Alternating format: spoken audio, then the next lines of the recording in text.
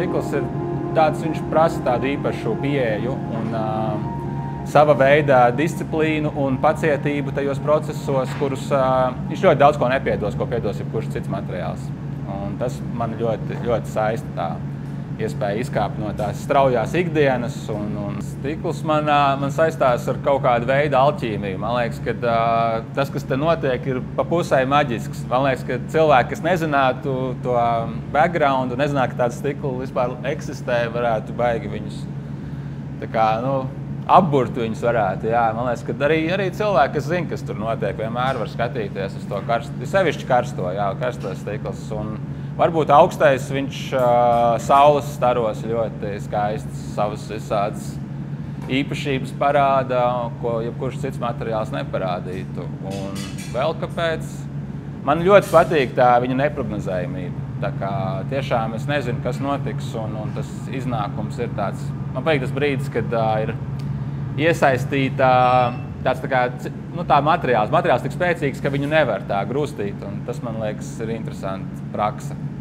Kaut kāds azarts man ir. Man liekas, ka ir interesanti kaut ko jaunu atklāt, kaut vai pašam priekš sevis. Bet es domāju, vispār arī, kā es skatos uz visām šīm nozarēm, arī uz stikla mākslu, man liekas, ka viņi jau ir tik pilni ar meistarību, ka visādas lietas, kas ir izdarītas, viņas jau ir līdz tādai galējībai sasniegtas, ka mans pielikums var būt tāds, ka es kaut ko jaunu izdomāju, varbūt kaut kādu mazu niansīti, un tas, man liekas, ir diezgan forši. Jā. Var reizēm noveikties ar viegliem paņēmieniem, panākt kaut ko tādu neaptvaramu. Nevar saprast, kā tas ir nonākts pie tā. Tas ir arī, man liekas, stiklā ļoti, man liekas, ka es joprojām daudz ko nezinu, kā tu var panākt. Brauc jau šajien jau vairākas reizes, ka esmu bijis, arvien vieglāk ir sadarboties ar cilvēkiem. Man pašam personīgi arī ļoti patīk savrupi būt kaut kur savā darbnīciņā, darīt pa savam, visu paredzēt, zināt, uz sevi paļauties, tā teikt. Un tas ir izaicinājums tieši to sadarbību veidot un likt saprast, ko es esmu domājis un saprast, ko man saka. Un tas ir milzīgs komandas darbs, teikt, jo vairāk grib, tad arvien vairāk, tieši tā komunikācija. Iepriekšējās divas reizes sāku jau ar tām bārdām, kam es biju izveidojis formas arī no ģipša. Un man ļoti patīk tā reljefainā faktūra, un man liekas, ka stikls ļoti, ļoti superīgi viņu paņem to visu to faktūru sevīm un iedod vēl tos savus spīdumus un visu. Un tieši tas reljefs, man liekas, es viņu salīdzinoši retāk sastopos. Man liekas, ka ļoti bieži viss ir tāds ļoti gluds un ļoti precīzs. Un man liekas, ka ļoti daudz ko var izpētīt tieši visādos reljefos. Tajās ļoti saprotu, ka man ļoti patīk arī melnais stikls un ka tas arī ļoti efektīvs ir. Un, es šobrīd uz faktūrām un visādiem reljefiem esmu. Stikls man bieži saistās ar kaut ko ļoti uz spriedzes, kaut ko tendētu, kad ir tāds. Arī, ja es kaut ko esmu veidojis, viņš ir bijis smags, un tad, pieņemsim, es viņu cenšos kaut kur grūst, kaut kur pārvietot, un tajā brīdī, kad viņš ir tas svars rokās, liekas, viņu tā kā gribās kaut kur stumt, bet tā pašā laikā ļoti jāuzmanās, jo tajā grūdienā var arī iestumt savu stiklu rokās, piemēram. Un visādi šādas te lietas man tā kā, tādu bijību pret viņu dod, un augstvērtīgs materiāls, liekas. Es neesmu tur strādājis varbūt ar kādiem kristāliem un zeltiem, bet man liekas, ka no vienas puses tas pat ir kaut kas īpašāks, jo cilvēks ir paņēmis un no smiltīm dabūjis ārā šo te. Un tā ir tā alķīmija, ko es tā kā pieminēju, manuprāt. Tas ir tas, kā es to stiklu redzu, kad viņš ir, viņam ir sava dzīvība un sava tā uzvedība, kuru nevar paredzēt. Un tas ir tas, kas man viņā velk iekšā. Man arī ļoti stikla komūna saista. Tieši cilvēki, kas ir iekšā viņā visā, noteikti tā draudzība un visas tās lietas, kas notiek, man liekas, ir ļoti, ļoti piesaistošas. Ne tikai Latvijas mērogā, arī, man liekas, pasaulē ir tā, ka cilvēki ir diezgan tā savstarpēji. Protams, nevienmēr, bet virspusē ir diezgan tāds draudzīgs tā visa attieksme par to visu un savstarpēji atbalsta viens otru. Tas, man liekas, tā kā kaut vai tik daudz kā aizrakst viens otram, tā kā pamotivē, ka kaut kas iet pareizajā virzienā un tā. Un, Jā, daudzās citās mākslas nozarēs es to neesmu tā novērojis īstenībā tieši to.